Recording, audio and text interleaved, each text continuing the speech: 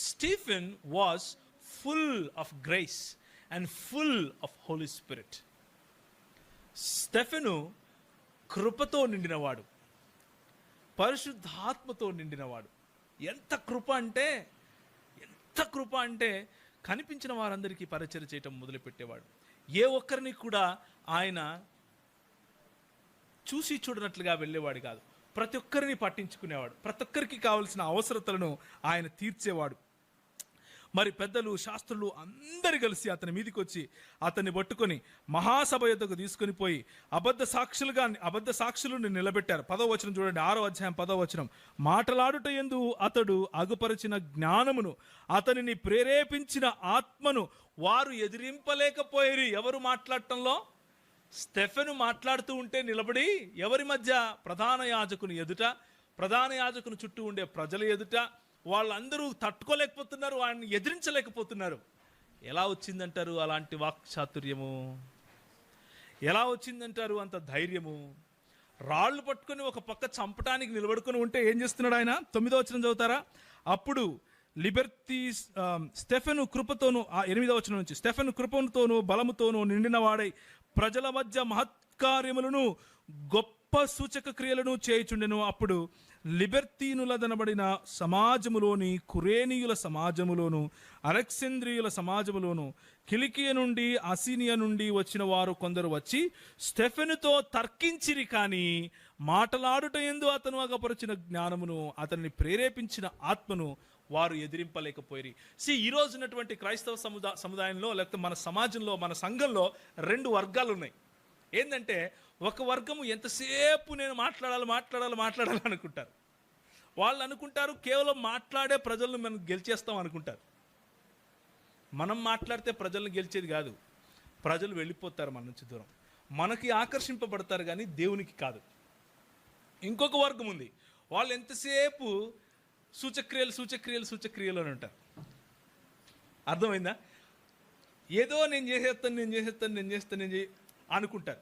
ఈ రెండిట్లోనూ ఉన్న సమస్య ఏమిటి అంటే, రెండిట్లోనూ దేవుడు కాదు కేంద్రం, ఆ మాట్లాడే వ్యక్తి లేకపోతే సూచక్రియలు చేసే వ్యక్తి కేంద్రం. అందుకనే క్రైస్తవ సముదాయంలో చీలికలు.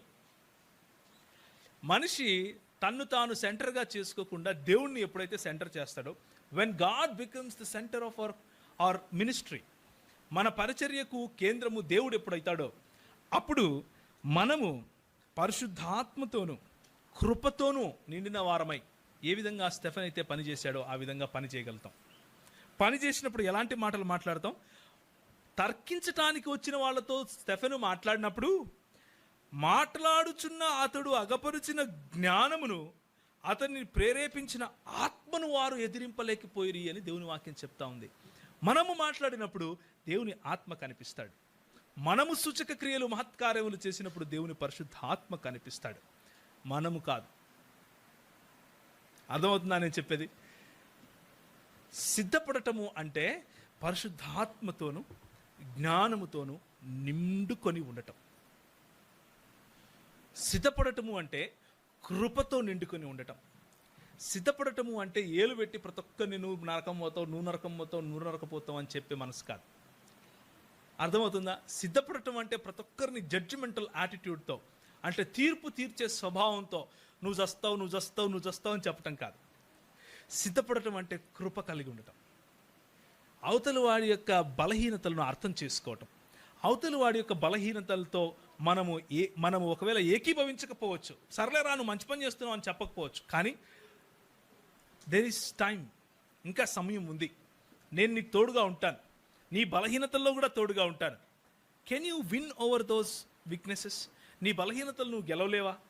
నేను నీకు తోడుగా ఉంటానయ్యా, నా జీవితం ఇలాగే ఉండింది, ఇప్పుడు మారిపోయింది అని చెప్పటం. కృప కలిగినటువంటి హృదయాలు కలిగి ఉండటం, కృపతో నిండినటువంటి మనసులు కలిగి ఉండటం, కృపతో నిండినటువంటి దృక్పథాలు కలిగి ఉండటం, బలముతో కలిగినటువంటి మాటలు కలిగి ఉండటం. ఎలాంటి బలం చూడండి, పరిశుద్ధాత్ముడు మాట్లాడినట్లు. స్టెఫెను కృపతోనూ బలముతోనూ నిండినవాడు. ఎలాంటి బలం ఇది? What he did? తర్కించాడు. ఏం చేశాడు చూడండి, అక్కడ ఏముంది? 10వ వచనంలో, 9వ వచనంలో, కొందరు వచ్చి స్టెఫెనుతో తర్కించిరి. వాళ్ళు తర్కించినప్పుడు 10వ వచనంలో, మాటలాడుట యందు అతడు అగపరిచిన జ్ఞానము, అతనిని ప్రేరేపించిన ఆత్మను వారు ఎదిరించలేకపోయారు. క్రైస్తవ సహోదరుడా సహోదరి, ఒక విషయం గుర్తుపెట్టుకో. లోకంలో కుతర్కం ఉండొచ్చు, లోకంలో జ్ఞానం, మిడిమిడి జ్ఞానం ఉండొచ్చు, లోకంలో మనకు తెలియనటువంటి ఎన్నో సంగతులు ఉండొచ్చు, కానీ you have the power of Holi spirit. పరిశుద్ధాత్ముని శక్తి నీ దగ్గర ఉంది, హల్లెలూయా. పరిశుద్ధాత్ముని బలం నీ దగ్గర ఉంది, హల్లెలూయా. పరిశుద్ధాత్మునిచ్చే జ్ఞానము నీ దగ్గర ఉంది, హల్లెలూయా. ధైర్యంగా స్టెఫెన్ లాగా నిలబడే వాళ్ళు మనకు కావాలి. ఎలాంటి వాళ్ళు కావాలి? స్టెఫెన్ లాగా నిలబడే వాళ్ళు కావాలి. స్టెఫెను లాగా నిలబడి కృపను కుమరించే వాళ్ళు కావాలి. స్టెఫెను లాగా నిలబడి జ్ఞానంతో మాట్లాడే వాళ్ళు కావాలి. స్టెఫెన్ ఊరికే వదిలేశారనుకున్నారా? అప్పుడు wear Jesus stood and invited his own into his Kingdom. అవునా కాదా? ఆయన కూడా ఒకే మాట చెప్పాడు. యేసు ప్రభువు వారు సిలువలో, లేకపోతే సిలువ వేయబడినప్పుడు పలికే మాట ఏంటా మాట?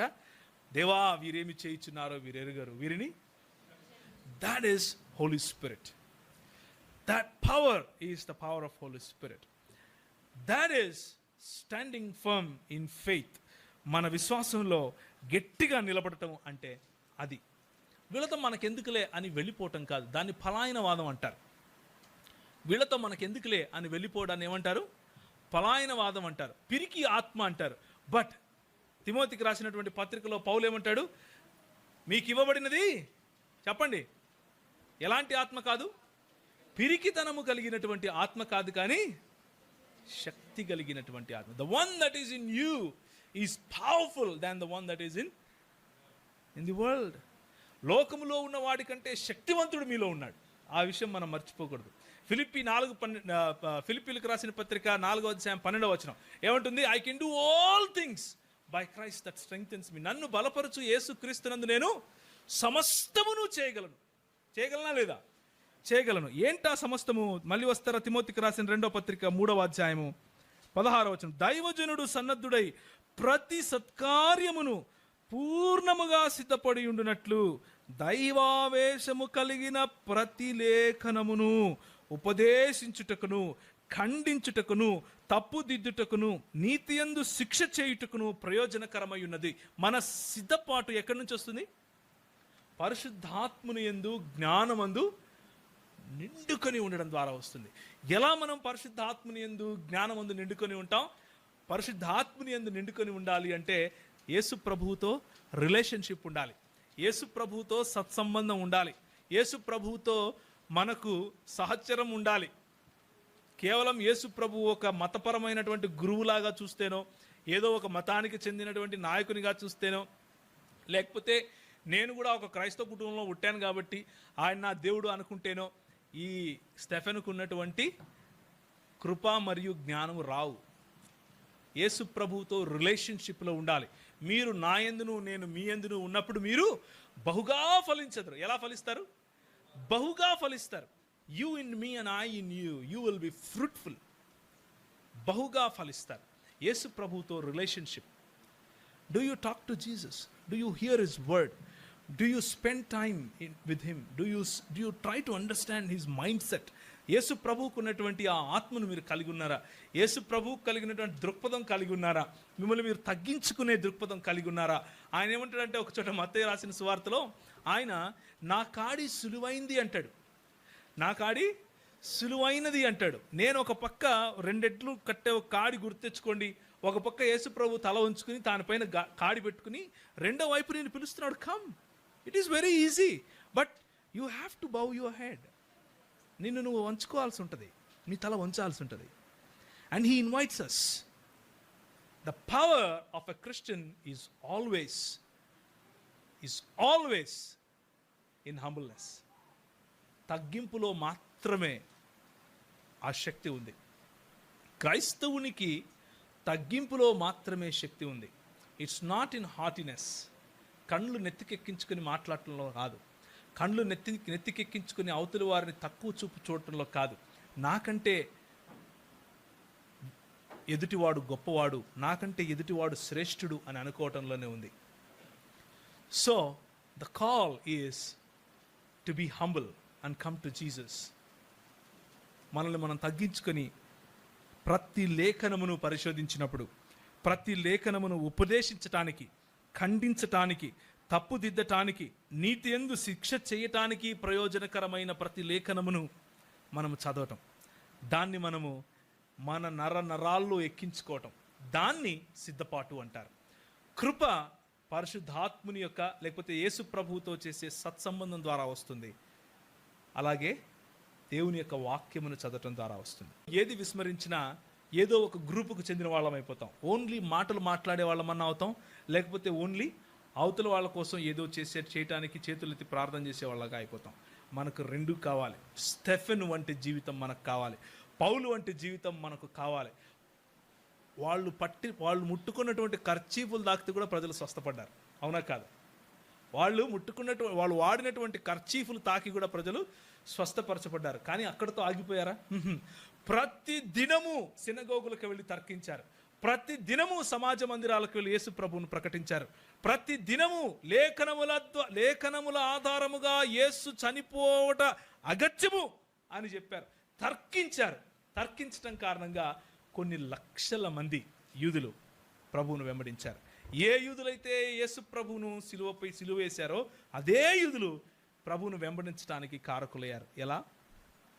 Simple gospel of Jesus Christ, Yesu Kristu యొక్క సరళమైనటువంటి సువార్త, సరళమైనటువంటి సువార్త. అయితే జాగ్రత్త,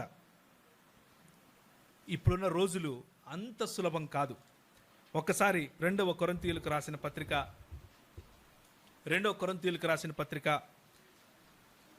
11వ అధ్యాయం చూడండి. 11వ అధ్యాయము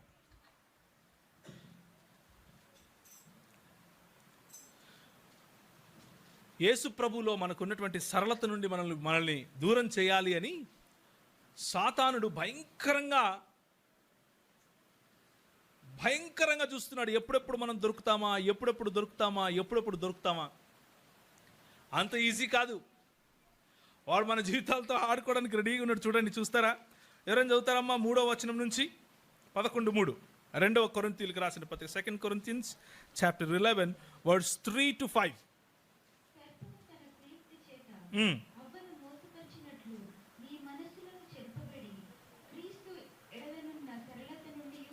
క్రీస్తు ఎడల ఉన్న సరళత నుండి, పవిత్రత నుండి ఎట్లయినను తొలగిపోవునేమో అని నేను ఎవరు భయపడుతున్నారు తెలుసా? పౌలు భయపడుతున్నాడు. పౌలు ఇది ఎందుకు భయపడుతున్నాడు? ఇంత గొప్ప దైవ సేవకుడు, ఇంత గొప్ప ప్రవక్త, ఇంత గొప్ప అపోస్తలుడు, ఇంతగా 7వ ఆకాశమునకు నేను వెళుతుని అని చెప్పినటువంటి ఈయన ఎవరు మామూలు ఆయన అనుకున్నారు? 7వ ఆకాశానికి వెళ్ళాడు ఈయన బ్రతికుండగానే ప్రభువును చూసిన వ్యక్తి. ఈయన ఎవరు అంటే నూతన నిబంధన గ్రంథంలో సగభాగం రాసిన వ్యక్తి. ఈయన ఎవరు అంటే ఈయన మాట్లాడితే నిలబడి మహామహా చక్రవర్తులు కూడా తలలోంచుకుంటారు. అగ్రిపా అని ఛాలెంజ్ చేశాడు. ఎక్కడ? రోమ్ దగ్గరికి వెళ్ళి మరి ఛాలెంజ్ చేశాడు. ఎన్నిసార్లు పడవలు విరిగిపోయాయి, బ్రతికాడు. వస్త్రహీనత జయించాడు. చీకటి, ఎప్పుడు చూసినా జైలు, వాటేటికి భయపడటం లేదు. ఒక్కదానికి భయపడుతున్నాడు. దేనికి భయపడుతున్నాడు చూడండి. క్రీస్తు ఎడల ఉన్న సరళత నుండి, ఆయన పవిత్రత నుండి మీరు తొలగిపోతారేమో అని భయపడుతున్నాడు. ఇవన్నీ ఆయనకు భయపడలేదు. వస్త్రహీనత కానీ, ఖడ్గం కానీ. ఆయన ఏమంటాడు? రోమీయులకు రాసిన పత్రిక 8వ అధ్యాయం ఎవరైనా చూస్తారా? రోమీయులకు రాసిన పత్రిక 8వ అధ్యాయం చక్కటి మాటలు. ఈయన పౌలు చెప్పే మాటలు ఒకసారి చూడండి. ఆయనను మనలను ప్రేమించిన ద్వారా మనము వీటన్నిటిలో అత్యధిక విజయం పొందుతున్న 38 మరణమైనను, జీవమైనను, దేవదూతలైనను, ప్రధానులైనను, ఉన్నవైనను, రాబోయైనను, అధికారులైనను, ఎత్తైనను, లోతైనను, సృష్టింపబడిన మరి ఏదైనను మన ప్రభువైన క్రీస్తు యేసునందలి దేవుని ప్రేమ నుండి మనలను నేరవని రూఢిగా నమ్ముచున్నాను. ఇవేవి మనల్ని ఎడబాపలేదు. కానీ ఒకటి ఉంది, నేను భయపడుతున్నా అంటాడు. ఇవేవి మిమ్మల్ని యేసుక్రీస్తు యొక్క ప్రేమ నుండి దూరం చేయవు. అది నేను రూఢిగా నమ్ముతున్నాను. రూఢిగా నమ్మటం ఏంటి? నో డౌట్ దొరాయినై 2 ఆలోచనలు లేవు, రూఢిగా నమ్ముతున్నాను. కానీ ఒకటి ఉంది, ఏంటది? క్రీస్తు ఎడలనున్న సరళత నుండి మరియు ఆయన పవిత్రత నుండి మీరు తొలగిపోతారేమో అని భయపడుతున్నా. ఎందుకు? దానికి కారణం ఏంటో తెలుసా?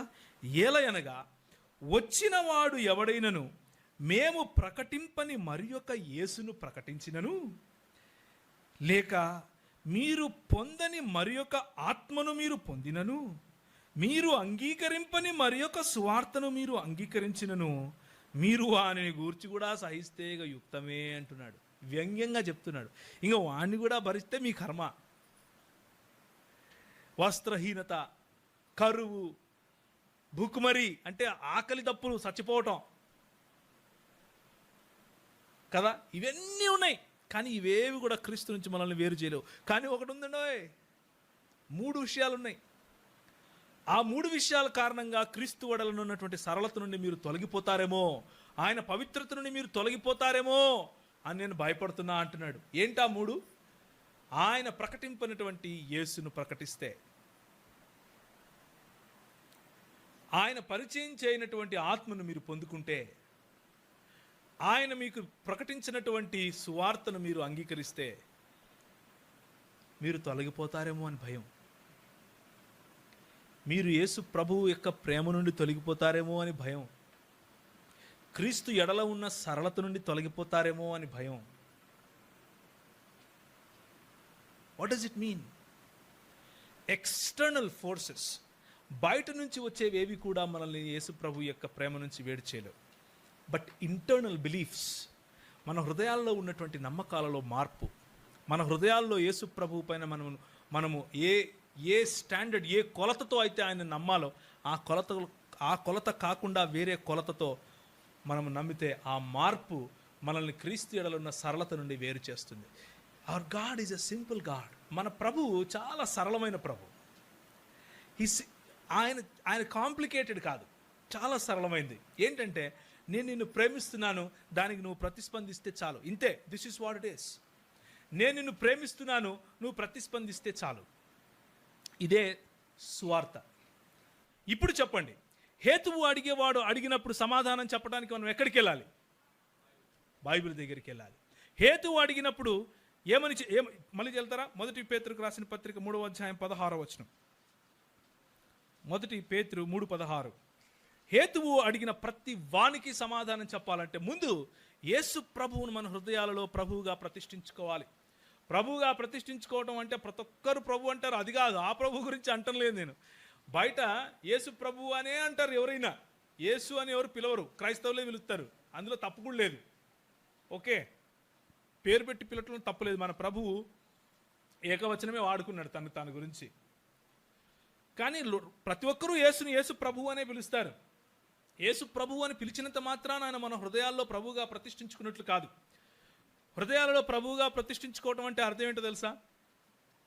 యూదులు ఒకరిని ప్రభువుగా ప్రతిష్ఠించుకోవాలంటే ఏం చేస్తారంటే, చెవికి ఒక పెద్ద రంధ్రం వేస్తారు. పెద్ద రంధ్రం వేసి అందులో ఒక చువ్వ పెడతారు, ఒక మెటల్ పెట్టి, వీడు ఈ రోజు నుంచి నా బానిస అంటారు. లేకపోతే వీడు ఈ రోజు నుంచి నా దాసుడు అంటారు. దాసునికి తన సొంత చిత్తం ఏమి ఉండదు. యజమాని చెప్పిందే చిత్తం. అర్థమవుతుందా? యజమాని ఏది చెప్తాడో అదే చిత్తం. యజమాని కనుక నీకు పెళ్లి చేసుకోకూడదు అంటే పెళ్లి చేసుకోకూడదు, అంతే. No questions asked. నువ్వు భోంచేయాలా ఈ సమయంకు అంటే భోంచేయాలి, అంతే. ఆకలైనా ఆకలి కాకపోయినా, నాకు ఆకలి కాలేదండి అంటే సరే పర్వాలేదు, నేను చెప్తున్నాను కదా తిను అన్నాడు అనుకో, తినాల్సిందే. ఇది ఆ రోజుల్లో ఉన్నటువంటి సాంప్రదాయం. ఆ మాట వాడుతున్నాడు ఇక్కడ. ఈ రోజు ఉన్నటువంటి మాట కాదు. 1వ శతాబ్దములో దాసుడు లేదా ప్రభువుగా ప్రతిష్ఠించుకోవటం అంటే అర్థం చెప్తున్నాను నేను.